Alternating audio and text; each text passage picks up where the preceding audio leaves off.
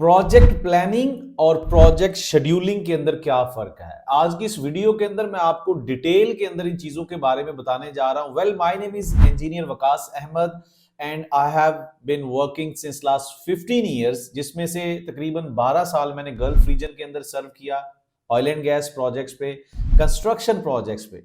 इससे पहले कि आज की इस वीडियो की डिटेल में जाएं, I would request you people to subscribe this channel, ताकि फ्यूचर में कोई भी स्किल, करियर या इस तरह की कोई वीडियो बनाऊं जिससे आपको फायदा पहुंच सकता हो, आपको उसका लिंक बर वक्त मिल सके। बहुत सारे लोग ये क्वेश्चन करते हैं, प्रोजेक्ट मैनेजमेंट कैरियर की बहुत ज्यादा इंपॉर्टेंस है इंजीनियर्स के लिए। Civil engineers, electrical, mechanical, chemical, industrial, सब लोग इस स्किल सेट को सीख कर अपने कैरियर को एज अ प्लानिंग इंजीनियर के तौर पे शुरू कर सकते हैं। अब यहां पर बहुत ही इंपॉर्टेंट जो आज का मुद्दा है, जो आज का टॉपिक है, वो है कि प्लानिंग के अंदर क्या फर्क है और शेड्यूलिंग में क्या फर्क है। सेम प्लानिंग इंजीनियर और शेड्यूलिंग यानी कि शेड्यूलिंग इंजीनियर, इन दोनों के जॉब रोल में क्या फर्क होगा। तो किसी एक रियल टाइम प्रोजेक्ट की एग्जांपल लेते हैं। मान लो कि आप एक बिल्डिंग कंस्ट्रक्शन के प्रोजेक्ट को शुरू करना चाहते हो, या फिर आप एक ट्रांसमिशन लाइन का प्रोजेक्ट है, ऑयल एंड गैस का प्रोजेक्ट भी हो सकता है, आपका पाइपलाइन का भी प्रोजेक्ट हो सकता है। तो पहले हम देखते हैं प्लानिंग इंजीनियर क्या करेगा, या फिर प्लानिंग के अंदर क्या क्या माइलस्टोन्स आते हैं। आप जब एक पाइपलाइन कंस्ट्रक्शन प्रोजेक्ट स्टार्ट करोगे तो प्लानिंग इंजीनियरिंग पर्सपेक्टिव के लिहाज से आप उसके सारे माइलस्टोन्स को देखोगे, कैसे उस प्रोजेक्ट को स्टार्ट करना है, कैसे उस प्रोजेक्ट की फिजिबिलिटी स्टडी की जाएगी, उसकी कॉस्ट मैनेजमेंट को शुरू से लेके टॉप लेवल से लेके एंड लेवल तक कैसे मैनेज करना है, उसके front end engineering design package को कैसे तैयार करना है, उसका बेसिक डिजाइन कैसे तैयार होगा, उसका डिटेल डिजाइन कैसे तैयार होगा, किस तरीके से पैरामीटर्स को आपने इकट्ठा करना है, फिर उसको आपने बिडिंग प्रोसीजर के अंदर कैसे लेके जाना है, यानी कि कंपनीज को कैसे इंगेज करना है, डिफरेंट तरह के जो ठेकेदार होते हैं उनके साथ आपने एक आईटीटी जो एक माइलस्टोन होता है, जिसको हम ये भी बोल सकते हैं इनविटेशन टू टेंडर।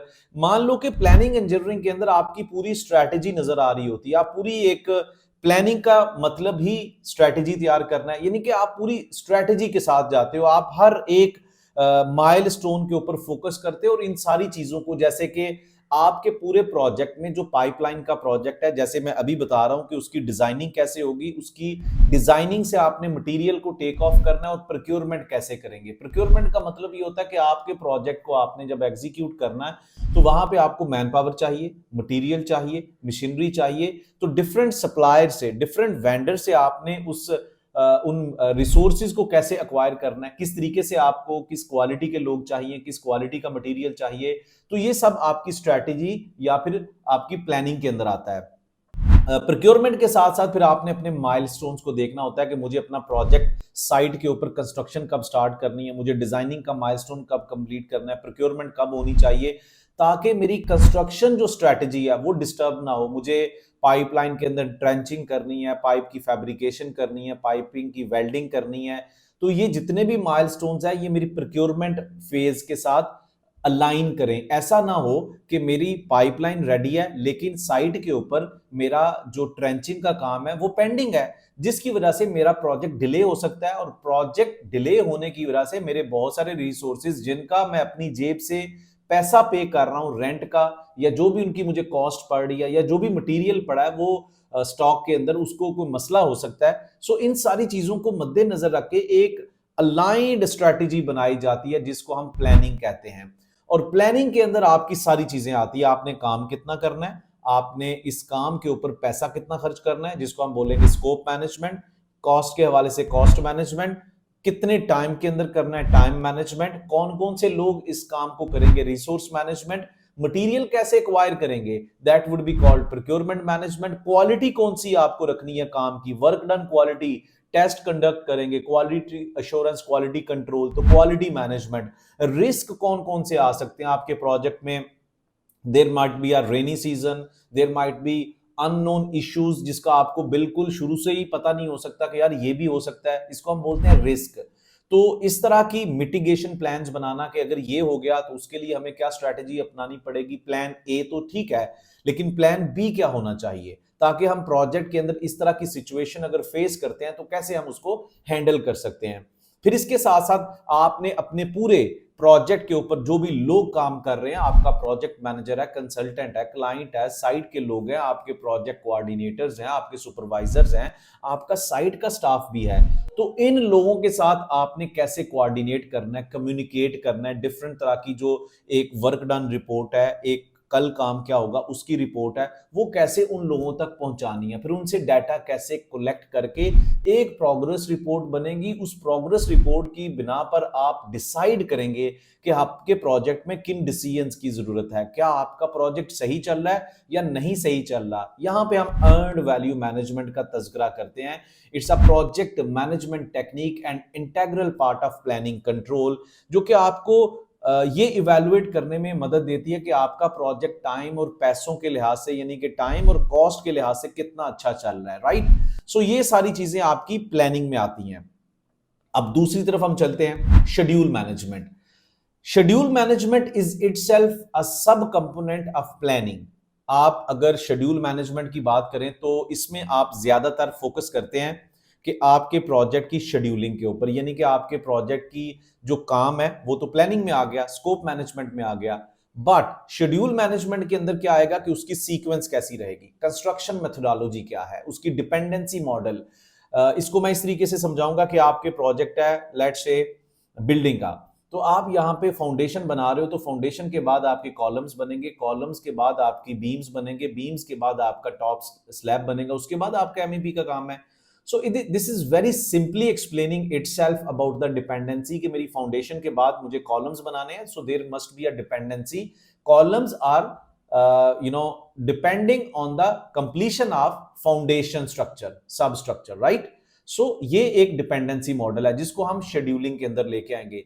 ये dependency is going to give you to develop your critical path method, जो कि शेड्यूलिंग जॉब का एक इंटीग्रल पार्ट है। आपकी पूरी प्लानिंग जीरो हो सकती है अगर आपने क्रिटिकल पाथ मेथड को क्वालिटेटिव तरीके से डेवलप ना किया। तो critical path method actually depend करता है कि आपके प्रोजेक्ट की लॉजिक, डिपेंडेंसी मॉडल, आपके जितने भी साइट के ऊपर काम होंगे, जिस तरतीब के साथ वो काम होंगे, वही sequence should be maintain in your project schedule document, right.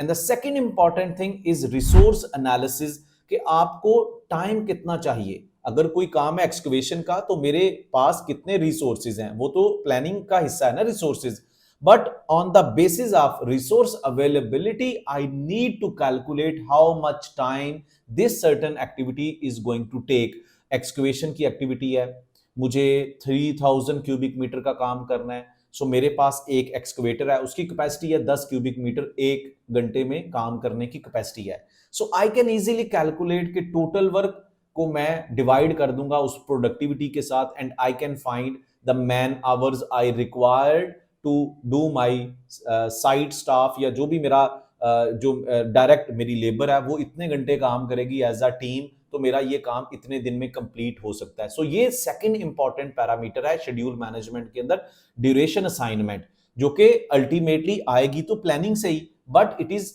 Directly depending on the schedule management. तो टाइम आ गया हमारे पास शेड्यूल मैनेजमेंट में, लॉजिक आ गई, दोनों चीजें आ गई। अब दोनों चीजों से आउटपुट क्या मिलेगा? Critical path method. अब critical path method is actually the output of schedule management, और इसी क्रिटिकल पाथ मेथड के ऊपर आपके पूरे प्रोजेक्ट की प्लानिंग स्टैंड कर रही होती है। इस क्रिटिकल पाथ मेथड का काम क्या है? To identify dependent activities sequence and series, and according to that series critical path method is going to identify the longest path, कि आपके प्रोजेक्ट के अंदर मैकेनिकल के काम हो रहे हैं, इलेक्ट्रिकल के काम हो रहे हैं, आपके सिविल के काम हो रहे हैं, तो डिफरेंट पाथ बन जाते हैं। उन सारी सीरीज ऑफ पाथ एक्टिविटीज के अंदर एक पाथ ऐसा होगा जो सबसे ज्यादा टाइम ले रहा होता है, उसको हम क्रिटिकल पाथ मेथड कहते हैं। ये भी आपकी शेड्यूल मैनेजमेंट में आता है। सो शेड्यूल मैनेजमेंट को आई होप कि आप अच्छे तरीके से समझ गए होंगे। What is the difference? Planning engineering is very big thing in which scheduling is a component.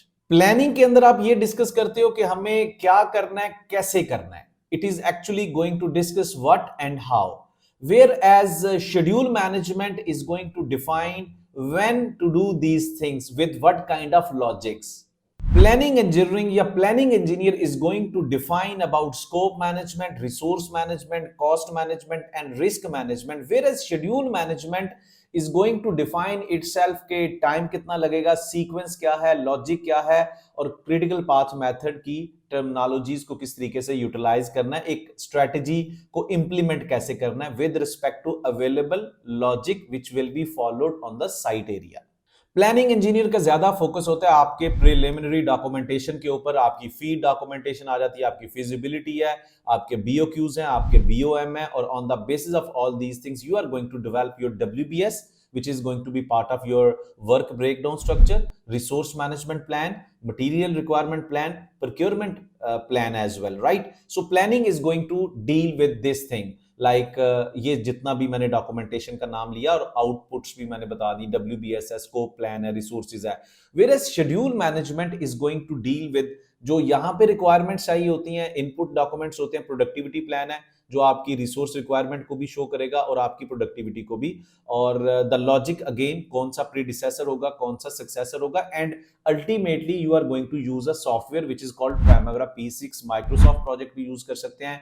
Planning के लिए आपको पहले अपना डाटा प्रिपेयर करना पड़ेगा, एक्सेल भी चाहिए वहां पे, और प्राइमेरा P6 ओवरऑल, क्योंकि प्राइमेरा P6 के अंदर ही आप सारा कुछ शेड्यूल की लॉजिक को मेंटेन करने के बाद कॉस्ट भी वहां पे कर रहे होते हो, तो Primavera P6 is going to be used by both kind of parties. लेकिन प्लानिंग इंजीनियर हर तरह की चीज के लिए करेगा, लेकिन शेड्यूल मैनेजमेंट का जो बंदा है वो जस्ट सीपीएम को डेवलप करने के लिए प्राइमेरा P6 को यूज करेगा, और अल्टीमेटली प्राइमेरा P6 को अभी तक प्रोजेक्ट शेड्यूलिंग टूल कहा जाता है, लेकिन अभी उसमें इतनी एडवांसमेंट आ चुकी है कि आप प्लानिंग इंजीनियरिंग की सारी चीजें भी यहाँ पे पूरी कर सकते हैं। प्लानिंग इंजीनियरिंग का जो सबसे ज्यादा पर्सपेक्टिव होता है कि प्रोजेक्ट को शुरू से लेके एंड तक एग्जीक्यूट कैसे करना है, वो स्ट्रेटेजी आपकी शो हो रही होती है आपकी प्लानिंग के अंदर। लेकिन प्लानिंग के साथ साथ प्लानिंग इंजीनियर ट्रैकिंग भी करेगा, उस प्रोजेक्ट को मेंटेन कैसे करना है, उसको कंट्रोल कैसे करना है, उसका साइड डाटा लेकर प्रोग्रेस रिपोर्ट्स को कैसे आपने डिस्प्ले करना है for client. At the end of this video I would summarise this topic in a way कि आप जब अपनी प्लानिंग का एक करियर स्टार्ट करते हो, प्लानिंग इंजीनियरिंग में आते हो, तो आप एक जूनियर प्लानर हो। सो जूनियर प्लानर को हम शेड्यूलर भी बोल सकते हैं, शेड्यूलिंग इंजीनियर भी बोल सकते हैं, जो बेसिक लेवल के काम कर रहा होता है। Everything will be given to this guy, लेकिन with the passage of time जब आपको शेड्यूलिंग आ जाती है, फिर आप समझना शुरू कर देते हो, because you are also intervening with other things like आप टाइम मैनेजमेंट के हवाले से तो काम कर रहे हो, बट आप कॉस्ट वालों के साथ भी इंटरेक्ट कर रहे हो, आप प्रोक्योरमेंट वालों से भी इंटरेक्ट कर रहे हो, आप रिसोर्स मैनेजमेंट को भी समझ रहे हो, आप स्कोप मैनेजमेंट को भी समझ रहे हो, right? So with the passage of time you are evolving as a planning engineer, जहां पे आप फिर सारे बाकी काम भी करते हो। So that should be in your mind as a career prospect कि किस तरीके से आपको अपने कैरियर को स्टार्ट करना है। शुरू में बेसिक लेवल से स्टार्ट होता है, बट अगर आप मिड कैरियर लेवल इंजीनियर हो तो आपको इस वीडियो से काफी कुछ सीखने को मिलेगा कि ठीक है, शेड्यूल मैनेजमेंट वाकई हमारा साइट के ऊपर एक शेड्यूल आता है, और प्लानिंग जो होती है वो पूरी स्ट्रैटेजी है। और एक और चीज मैं यहां पे बताना चाहता हूं कि अगर आप प्लानिंग इंजीनियर के तौर पे अपना कैरियर स्टार्ट करना चाहते हो, तो आपको कुछ टिप्स बताना चाहता हूं। प्राइमेरा P6 सीखना पड़ेगा, एक्सेल को सीख लें, माइक्रोसॉफ्ट प्रोजेक्ट को सीख लें, और साथ में आपको इंडस्ट्री प्रोसेस सीखना मत भूलें। A lot of people are going to do this thing कि हम जस्ट सॉफ्टवेयर सीख लेंगे तो हमें प्लानिंग खुद आ जाएगी। मैं आपको पहले बता चुका हूं कि अगर आप प्लानिंग कंट्रोल को एक प्रॉपर स्ट्रेटजी के तौर पे सीखना चाहते हो, तो आपको एक रियल प्रोजेक्ट पकड़ना पड़ेगा, उस प्रोजेक्ट के ऊपर स्कोप मैनेजमेंट कैसे होती है, उसकी थिंकिंग कैसे होती है, शुरू से लेके फीड का डॉक्यूमेंट तैयार करना है, उसकी हर डॉक्यूमेंट की एक दूसरे के ऊपर डिपेंडेंसी क्या है, फिर बिडिंग प्रोसीजर आता है, पूरे माइलस्टोन्स की एक सीरीज पता होनी चाहिए, पूरी एक एग्जीक्यूशन स्ट्रेटजी के साथ आपको जाना है। डॉक्यूमेंटेशन, लोग क्या करेंगे काम, कौन से जॉब रोल्स की क्या जॉब रिस्पॉन्सिबिलिटीज हैं, कहाँ पे क्या डॉक्यूमेंट्स जो है वो डेवलप किए जाएंगे, किस तरीके से इन चीजों को समझना, क्योंकि ये सारी चीजें जब एक सीरीज के अंदर एक्सप्लेन होंगी तो आपको समझना आसान हो जाता है। और अगर आप इन चीजों को एक डिटेल के अंदर प्रोफेशनल तरीके से एक रियल ऑयल एंड गैस या कंस्ट्रक्शन प्रोजेक्ट के साथ सीखना चाहते हैं, so you can join my upcoming session as well. Write down in this video comment area अपना इंजीनियरिंग का डिसिप्लिन लाजमी लिखिएगा, ताकि मैं आपको मेंशन करूं कि आपके लिए ईपीसी प्लानिंग सही रहेगी या फिर आपके लिए शटडाउन मैनेजमेंट, राइट? अपने डिसिप्लिन के साथ साथ आप अपने number of years of experience भी लाजमी मेंशन कीजिएगा, अपना करंट प्रोजेक्ट भी लिखिएगा, because it will help me out to understand कि आपको कौन सी स्किल रिकमेंड की जाए। See you inside my upcoming session.